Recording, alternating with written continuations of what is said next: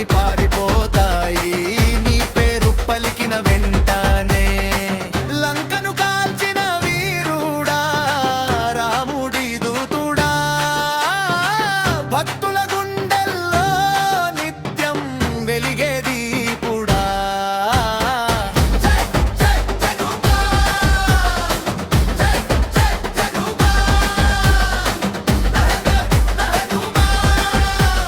మాసులో full sound.